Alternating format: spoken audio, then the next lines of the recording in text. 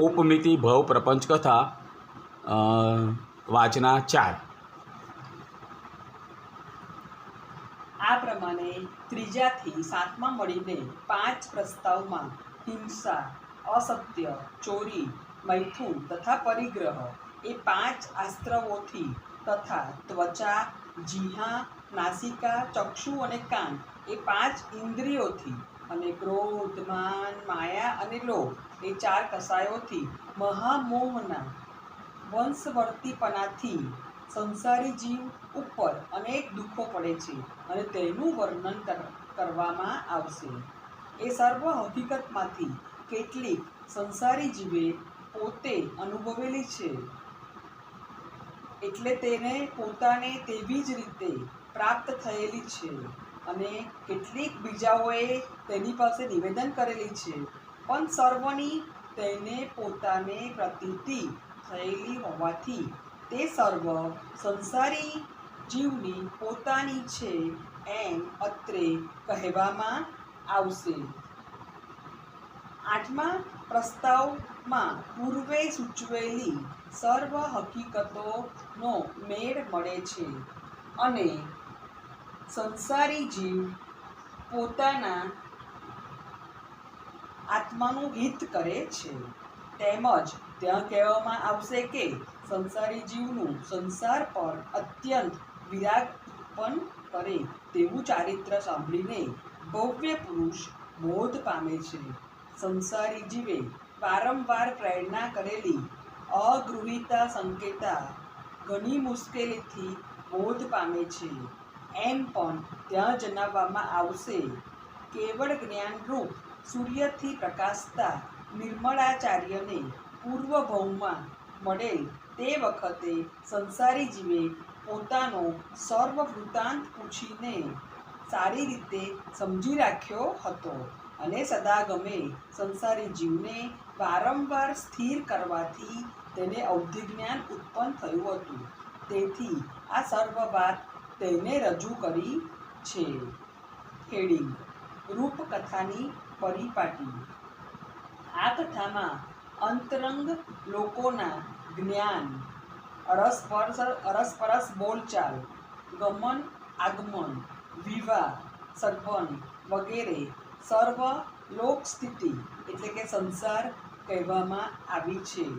તેને કોઈ પણ પ્રકારે ગેરવ્યાજબી ન ધારવી, કારણ કે ગુણાંતરની અપેક્ષા રાખીને ઉપમા દ્વારથી બોધ કરાવવા માટે તેનું નિવેદન કરવામાં આવ્યું છે।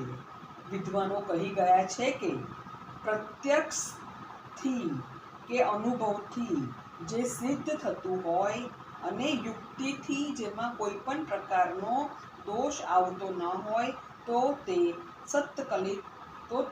સત્કલ્પિત એટલે કે સારી રીતે વિચારેલું યોગ્ય ઉપમાન એટલે કે સરખામણી માટે ઉત્તમ વસ્તુ કહેવાય છે, અને સિદ્ધાંતમાં પણ એવા ઉપમાન ઘણી જગ્યાએ કરેલા જોવામાં આવે છે। દાખલા તરીકે શ્રી આવશ્યક સૂત્રમાં મગસેડિયા પાષાણ અને પુષ્કરાવર્તકના વરસાદની સ્પર્ધા હરીફાઈ બતાવવામાં આવી છે, અને તે જ સૂત્રમાં નાગદત્તાના ચારિત્રમાં ક્રોધ વગેરેને સર્પનું ઉપમાન આપવામાં આવ્યું છે। તે ઉપરાંત પિંડેસના અધ્યયનમાં માછલાએ પોતાનું ચારિત્ર કહ્યું છે, અને શ્રી ઉત્તરાધ્યયન સૂત્રમાં સૂકા એટલે કે ખરી જતા પાંદડાઓએ સંદેશો કહ્યો છે।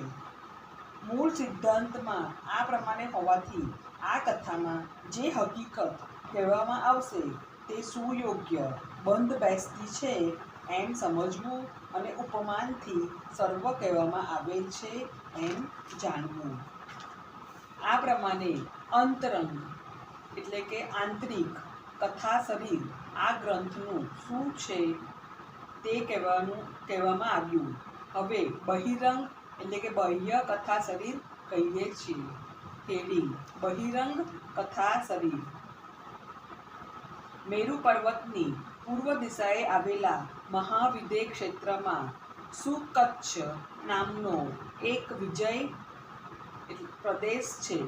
તે વિજયમાં ક્ષેમપુરી નામની એક નગરી છે, જે તે વિજયની રાજધાનીનું શહેર છે. આ વિશાળ નગરમાં સુકચ્છ વિજયના પ્રભુ અનુસુંદર નામે ચક્રવર્તી ઉત્પન્ન થયા. એ અનુસુંદર ચક્રવર્તી પોતાના આયુષ્યના છેવટના ભાગમાં પોતાનો દેશ જોવાની ઈચ્છાથી આનંદ કરતા બહાર નીકળી પડ્યા. એ પ્રમાણે ફરતા ફરતા તે એક વખત શંખપુર નામના નગરમાં આવી પહોંચ્યા. તે નગરની બહાર મનને અત્યંત આનંદ ઉપજાવે તેવું ચિત્રમ નામનું ઉદ્યાન છે.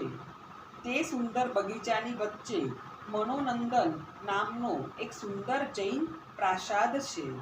આ બગીચામાં આવેલા સુંદર પ્રાસાદમાં એક વખત સમંતભદ્ર નામના મહાધુરંધર આચાર્ય પધાર્યા. તેમની પાસે મહાભદ્રા નામની પવિત્ર સાધ્વી, સુલલિતા નામની અતિ ભોળી અને પવિત્ર રાજકુંવરી પુંડરીક કૌંસમાં લલિતા નામનો રાજપુત્ર અને બીજા અનેક લોકોની મોટી સભા મળી છે. અનુસુંદર ચક્રવર્તીએ મહાપાપ કર્યું છે એમ જ્ઞાન દ્રષ્ટિ વડે જોઈને તે વખતે તે વિદ્વાન સમંતભદ્ર શૂરીએ આ પ્રમાણે કહ્યું: બહાર લોકોમાં જેનો મોટો કોલાહલ અત્યારે સંભળાય છે તે સંસારી જીવ નામનો ચોર છે અને તેને વધ્ય સ્થાનકે લઈ જવામાં આવે છે. આચાર્ય મહારાજનું આવું વચન સાંભળીને મહાભદ્રા સાધ્વીએ વિચાર કર્યો કે જે જીવનું સુરી મહારાજે આવી રીતે વર્ણન કર્યું તે કોઈ નરકગામી જીવ હોવો જોઈએ. આવા વિચારથી તે સાધ્વીને તે જીવ ઉપર કરુણા ઉત્પન્ન થઈ. તેથી તે વધ્ય સ્થાનકે લઈ જવાતા તે જીવની પાસે ગયા. સાધ્વીના દર્શનથી તે જીવને સ્વગોચર જ્ઞાન એટલે કે જાતિ સ્મરણ જ્ઞાન થયું. પછી તેને સાધ્વી પાસેથી આચાર્ય મહારાજે કહેલી હકીકત સાંભળી, એટલે વૈક્રિય લબ્ધિથી તેને ચોરનો વેશ ધારણ કર્યો અને સાધ્વી સાથે આચાર્ય મહારાજ સમક્ષ તે આવ્યો. રાજપુત્રી સુલલિતા જે આચાર્ય સમક્ષ બેઠી હતી તેને આ નવા આવનાર તસ્કર એટલે કે ચોરનો અને તેની ચોરીનો વૃત્તાંત પૂછ્યો. સુરી મહારાજે તેને તે જણાવવા કહ્યું. તે ઉપરથી તે ચોરે આ રાજપુત્રીને બોધ થવા માટે તીવ્ર સંવેગ ઉત્પન્ન થાય તેવું પોતાનું ભવ સ્વરૂપ ઉપમા દ્વારા કહી બતાવ્યું. રાજપુત્ર લલિતાંગ જે એક બાજુ બેઠો બેઠો પ્રસંગ પામીને આ અહેવાલ સાંભળતો હતો તે લઘુકર્મી હોવાથી તરત બોધ પામી ગયો. પેલી ભોળી રાજપુત્રી સુલલિતામાં પૂર્વનો અજ્ઞાન એટલે કે કર્મ દોષ બહુ હતો, તેથી વારંવાર તેને ઉદ્દેશીને વાત કહેવામાં આવતી હતી તો પણ તે બોધ પામતી નહોતી. તેને વિશેષ પ્રેરણા થતાં આખરે ઘણી મુશ્કેલીએ તે પણ બોધ પામી. ત્યાર પછી એ સર્વેએ તેઓના આત્માનું હિત કર્યું અને આખરે સર્વે મોક્ષે ગયા. આ કથા શરીર મનમાં બરાબર ધારણ કરી રાખવું, લક્ષમાં રાખવું. આ સર્વ બાબતોનો વિગતવાર ખુલાસો અને સ્પષ્ટીકરણ 8મા પ્રસ્તાવમાં થશે. રાખું ચાલો. આ ગ્રંથના અધિકારી હેડિંગ: સર્વજ્ઞ મહારાજના નિરૂપણ સિદ્ધાંતરૂપ સમુદ્રના બિંદુતલ્ય આ કથા તે મહાસમુદ્રમાંથી ખેંચીને બહાર કાઢવામાં આવી છે એમ સમજવું. દુર્જન માનસ તેટલા માટે આ કથા સાંભળવાને યોગ્ય નથી. અમૃતબિંદુ અને કાળકૂટ એટલે કે હળાહળ ઝેરનો સંયોગ કોઈ પણ રીતે પસંદ કરવા લાયક નથી. દુર્જન અધમ મનુષ્યના દોષોની વિચારણા પણ કરવી નહીં. એવી પાપને પેદા કરવાવાળી પાપી મનુષ્યોની કથા કરવાની પણ શી જરૂર છે? કદાચ દુર્જનની સ્તુતિ કરવામાં આવી હોય તો પણ તે કાવ્યમાંથી તે દોષો જ શોધી કાઢશે અને તેને વિશેષ જાહેરાત આપશે, અને તેઓની નિંદા કરવામાં આવી હોય તો ઉલટો વિશેષ કરીને તે પ્રમાણે કરવા પ્રયત્ન કરશે.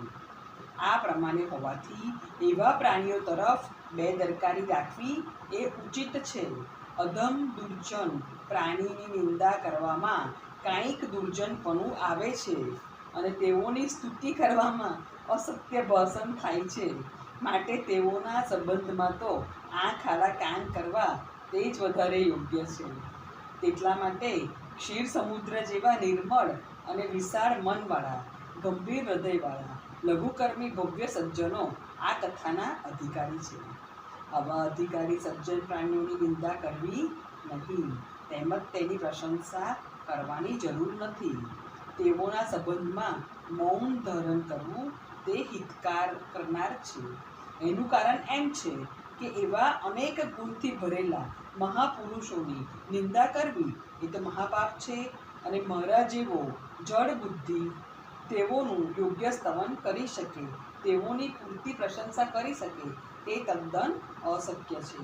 આવા સજ્જન પુરુષોની ખાસિયત એ હોય છે કે તેઓની સ્તુતિ કરવામાં આવી ન હોય તો પણ કાવ્યમાં જો ગુણ હોય છે તો તેઓ પોતાની જાતે જોઈ શકે છે, સમજી શકે છે, અને કોઈ દોષ હોય તો તેને ઢાંકી દે છે.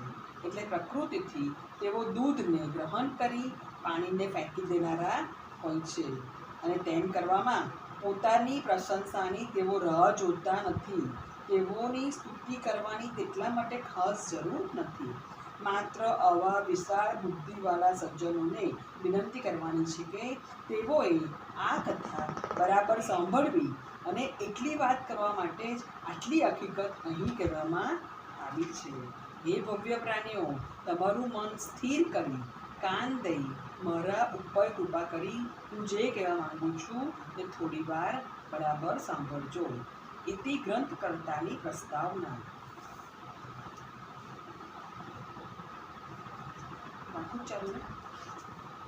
નંબર 2.